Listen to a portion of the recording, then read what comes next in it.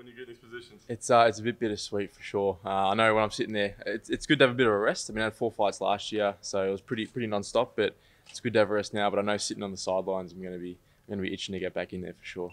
UFC update since we've seen you last. What have you been up to? Not too much. Just had a baby, so I got a 4-week-old at home. Yeah, so I had a daughter. So that's been keeping me busy. So I think obviously to fight you have to get some sleep. So I think I made the right decision in not fighting. Of all cards, Melbourne, but yeah, I think I made the right decision. So we'll just wait for the next card to come up and jump on that. Was it hard for you? Was there any part of you that after the last one was like, I got to get back in there right away? Nah, I haven't. Knowing that the baby was on the way took the sting off the loss. I mean, you realise when you become a dad, there's bigger things in life sometimes. So, and I had a good year. I had 3 good wins. The last one was a good scrap against a pretty highly ranked opponent. So yeah, so I took the sting off it, and good time of the year around Christmas, and just had a break. So yeah, getting back into training slowly now, but yeah, trying to avoid the dad bod. What's the timetable like moving forward? I mean, how much time do you want to take off with the baby? I mean, and when do you see yourself fighting again? I mean, obviously got to chop out and pull my weight the first few weeks, but I was going to be back training this week, but I've got a little bit of an injury to my knee, so probably next week start doing 1-a-days, get the fitness back up, and then we'll just see what's in the cards. Try and pick a good card, maybe fight in Asia. If there's something back in Australia, mid-year hopefully, then jump back on that. But definitely I think mid-year, wherever the card is, I'll jump on. And we're having a bit of a Johnny Hendricks, Stone Cold, Matthews moment going on the face there. Is this a new look that you're looking to sort of debut when you return? Nah, just obviously with the baby, just haven't had time to shave, and just got to start looking the part now.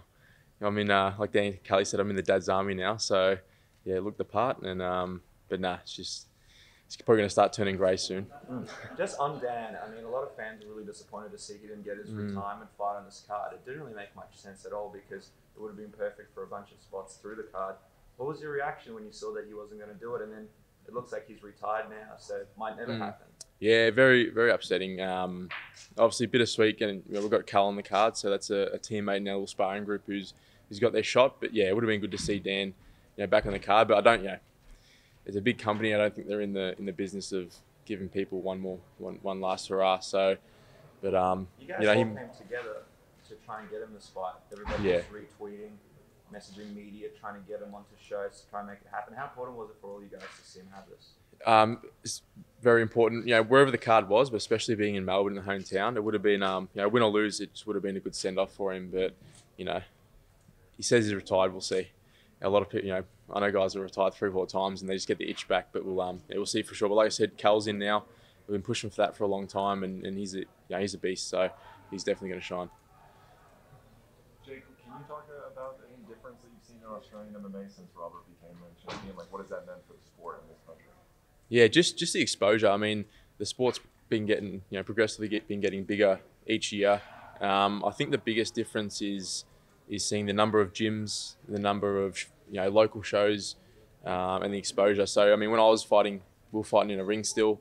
We were the prelims on kickboxing shows. So trying to get that exposure is really hard. Now we've got these big shows that get they get live streamed and they're fighting in octagons. So it's just it's a good experience for the guys to be able to fight in an octagon, so they know what they're getting themselves into when they're in the UFC. For me, the first time I fought in an octagon was on the Ultimate Fighter. Before then, it was all in a ring, and it's completely in different environment. So I think just having the octagon be legal, the bigger shows, the guys fighting in front of big crowds. I mean, I probably fought in front of 300 people as my biggest crowd before I got in the UFC.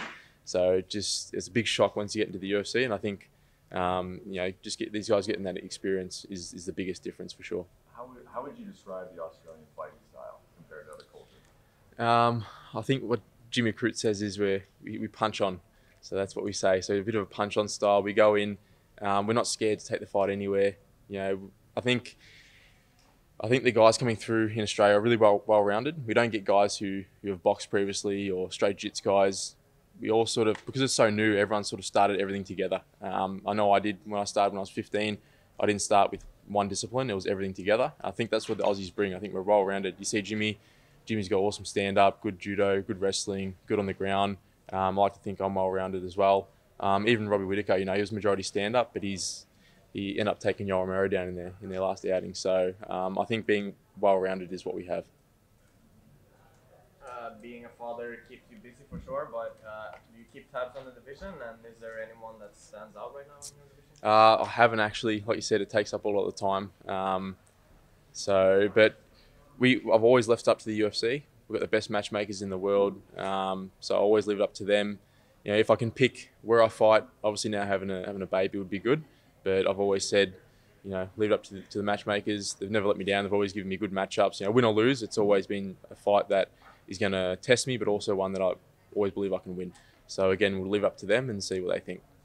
Anthony Pettis is an exciting new addition to the division. How do you think his fight with Stephen Thompson is going to go, and how do you think he will fare in the welterweight? Yeah, I mean, he's obviously I saw him in Adelaide, and he's actually a big dude. He puts on a lot of weight. Before the Tony Ferguson fight, I would have said probably no chance, but he actually, you know, props to him. I didn't give him enough credit. He actually really did well in that Tony Ferguson fight, almost put him away. So who knows? I think he's going to do really well in the welterweight division. And like I said, he's actually quite a big guy, so I don't think he's going to be small by any means. So I think he'll do well. Got any cool, funny dad stories or anything? I got shut on for the first time the other day. That's about it. So yeah, that's about it. Nah, she's really well behaved. She sleeps well. So nothing yet, but I'll keep you posted if something comes up. Thanks, sir. Jake, you're often seen as sort of an ambassador in the mainstream media. You're often called upon to comment on things about the sport in Australia. There is still a lack of education, however, among some stations. The interview between Waleed Ali and Dana White is a good example of that. What do you see as kind of the key to overcoming that educational barrier? And do you think it's something that's going to happen soon, or we still got to deal with it? It's a lot better than what it used to be. And yeah, we don't mention that name Waleed Ali anymore. We don't like him, but yeah, I mean, it's a lot better than what it used to be. I used to go and, no newspapers wanted to cover us. They all thought we were just, knuckleheads. And I guess, when they see when the sport gets bigger and we have countdowns on, Aussie fighters and prime times, and you see, we go and fight in the gym and we train and we get punched in the head and we, fight for a living. When we go home, we've got families, we've got little babies, we're normal people. So I've actually, earlier in my UFC career, I did a little bit of work, trying to help get the cage legalized here, and that entailed pretty much going and meeting with people, explaining what we do everyday life. I mean, I run a gym, so I've got my own business. I was at school back then, uni, so by no means was I a knucklehead. Some fighters, yes, but majority of us, we've got families.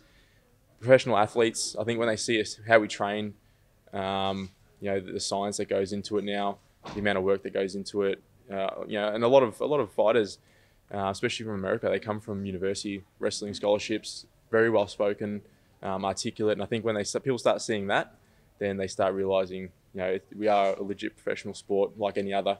But again, the exposure needs to build up so people see that for sure. Yeah. Does that add any pressure just to continue winning and continue kind of being this almost like a cultural ambassador? No, there's no pressure. I mean, I put probably the most amount of pressure on myself. I expect to go win.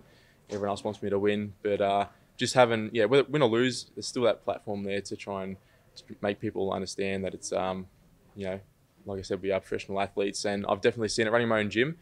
The amount of females joining classes, kids joining classes now, as opposed to just, blokes with tattoos all over them joining in. So people are starting to come around. I think, now majority of people see that it's what we're actually like, for sure. All right, cool. Thanks, guys.